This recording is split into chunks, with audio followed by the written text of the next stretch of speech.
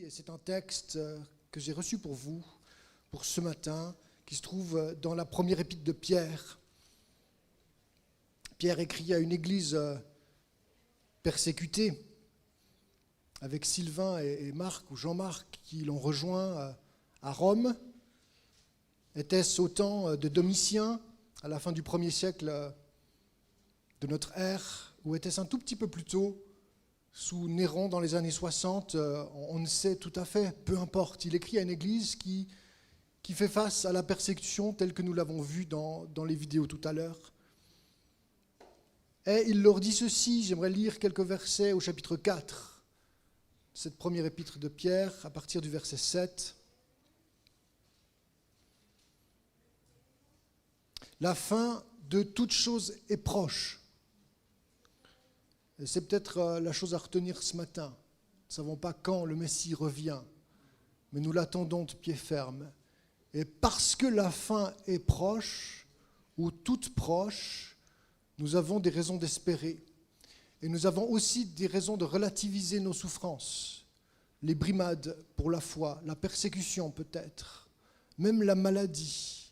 Nos vies finalement ne comptent pas autant que nous l'imaginons. Ce qui compte, c'est ce que Dieu fait à travers nos vies. Et pour autant, il y a des choses donc à mener de front.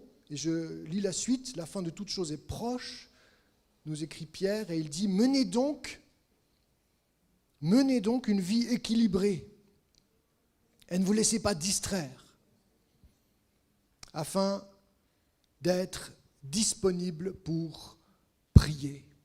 Si la fin est toute proche, il faut une chose ou deux. Mener des vies équilibrées, certes. Ne pas se laisser distraire. Et dans un monde où les nouvelles sont perpétuelles, vous ouvrez la télévision, vous êtes sur Internet, vous avez sans cesse le renouveau de l'immédiateté des chaînes de nouvelles en continu qui vous abreuvent de leurs images, de leurs sons et de leurs paroles qui sont de vaines redites parce qu'on ne vous annonce pas grand-chose. On vous donne les derniers événements que vous connaissez déjà, on vous abreuve de commentaires inutiles, on fait passer l'heure à l'antenne et vous êtes absorbé par ces nouvelles, absorbé par la guerre israélo-palestinienne entre autres. Avant c'était l'Ukraine et avant c'était le Covid. Ça n'a de cesse, les temps s'accélèrent et on nous bombarde, non pas des bombes de Tsahal, mais des bombes de l'information qui nous déséquilibrent. Menez une vie équilibrée. Ne vous laissez pas distraire. Peut-être faut-il mettre un bandeau sur les yeux ou des écoutilles, des tampons auriculaires, des boules qui est. Il faut se protéger. Pourquoi ? Parce que nous sommes plus fragiles que les autres ? Nous ne présumons pas de nos forces. Nous sommes peut-être de ceux que ces nouvelles atteignent. Mais avant tout, Pierre nous demande d'être disponible. Pas pour CNews, LCI, France 2, TF1 ou le 1930, même s'il n'y a pas de honte ou de problème à regarder les nouvelles. Mais j'entends ne pas être distrait au point d'être insensible ou de devenir endurci et surtout complètement occupé, obnubilé par les choses du monde sans laisser place à la prière, sans laisser place à Jésus dans nos vies. Verset 8, avant tout, qu'est-ce qui compte si les temps sont les derniers ? Qu'est-ce qui compte si Jésus revient bientôt ? Ces temps de la fin sont courts. On a compris qu'il y avait quelques conseils que Pierre donne.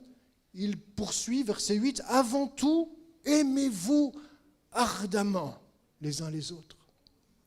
Ici, à l'église évangélique de Plainpalais, aimez-vous, écrit Pierre, aimez-vous ardemment. Pas tellement besoin de commentaires.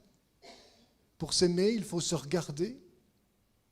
Pour s'aimer, il faut ouvrir la bouche. Il faut s'intéresser à l'autre. Et si on n'est préoccupé que de soi ou des choses du monde, on n'a plus d'énergie, on n'a plus le vocabulaire, on n'a plus l'attention portée à l'autre.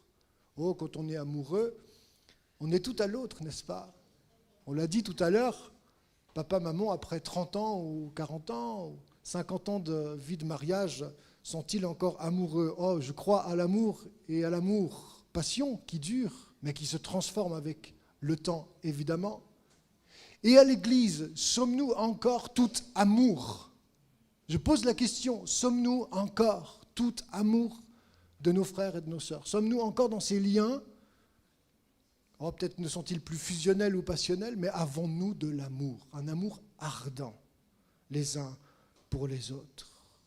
Plutôt que de susciter par nos querelles de mots ou d'idées ou d'idéologies, Israël, Palestine, l'Ukraine, la Russie, la Chine, les États-Unis, le Covid avant, et de se diviser pour des questions de parti pris sur les chaînes d'information qui nous bombardent et qui vont jusqu'à semer discorde et division au milieu de nous, Pierre dit avant tout, aimez-vous ardemment les uns les autres, car l'amour pardonne un grand nombre de péchés. L'amour, c'est le ciment de la vérité, c'est le ciment de l'hospitalité. Quand on s'aime, on a envie de se recevoir les uns les autres dans nos maisons, manger un morceau, boire un verre de vin et célébrer l'amitié. Alors je paraphrase peut-être, mais le verset 9 nous dit « Exercez l'hospitalité les uns envers les autres sans vous plaindre ». Il y a tellement encore dans ce texte à souligner et à dire. Je termine par les quelques exhortations sur la souffrance. Franchement, ce matin, au milieu de vous, je suis un peu embarrassé. Je commence mon mois chargé, je visite les églises pour le dimanche de l'église persécutée. Et il me semble qu'on a tellement déjà sur les épaules ou sur la conscience, qu'on est tellement affublé de ces chaînes de médias qui diffusent ce qui se passe à travers le monde, que quand j'arrive dans une église pour parler de la persécution, je ne me sens pas nécessairement l'ouvrier de la bonne nouvelle. Vous entendez ? Et pourtant, si les temps sont les derniers, même la persécution est à relativiser. Je l'ai dit d'entrée de jeu quand j'étais ici devant, même la persécution est relative.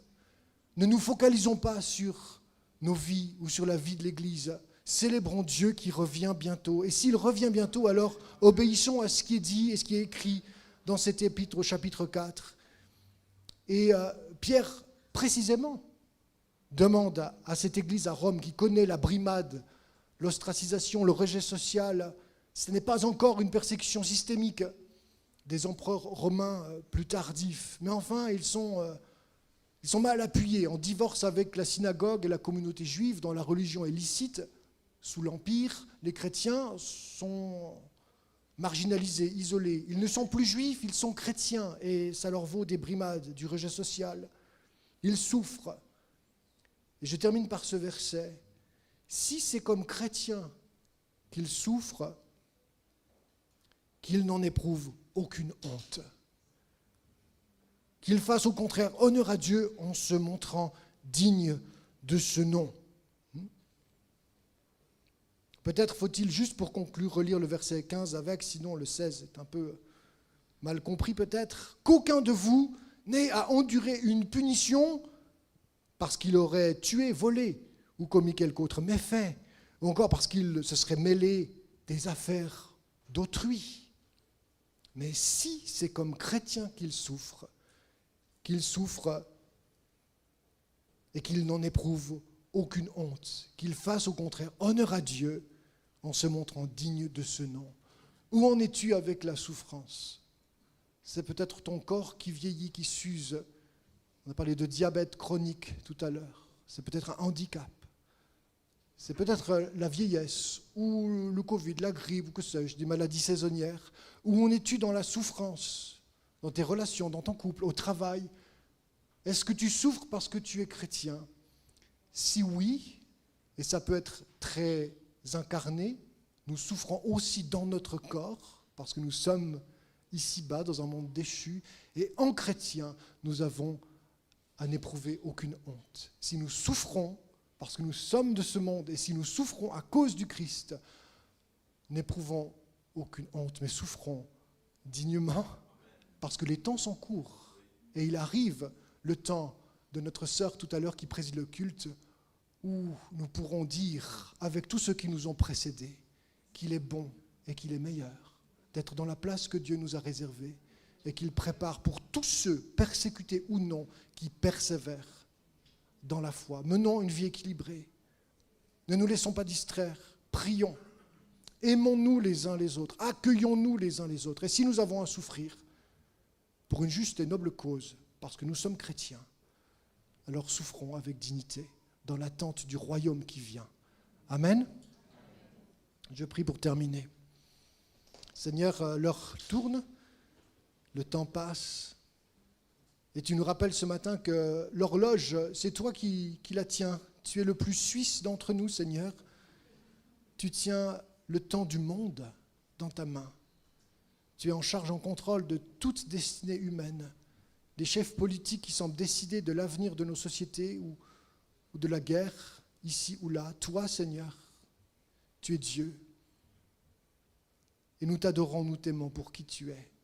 Tiens l'horloge de nos vies et tiens-nous réveiller, Seigneur. Fais sonner le réveil dans nos cœurs, dans nos âmes, dans notre esprit, pour que nous ne nous dissipions pas, pour que nous ne soyons pas distraits, que nous ne nous endormions pas, mais au contraire, Seigneur, que nous soyons des vierges sages. Seigneur, s'il te plaît, s'il faut changer la bonbonne à gaz du chauffage qui faiblit, s'il faut refaire le plein du véhicule qui cahote ce matin, fais-le dans nos vies. Augmente la foi. Remplis-nous de ton Saint-Esprit. Parce que même si la flamme est ténue, même si elle est toute faible, il faut qu'elle dure jusqu'à ton retour. Fais cette œuvre dans nos cœurs, au nom de Jésus. Et fais-le pour l'Église qui souffre, d'autant plus qu'elle souffre dignement dans l'attente de ton retour, parce que tu veilles sur elle et tu reviens. Nous le croyons, au nom de Jésus nous prions. Amen.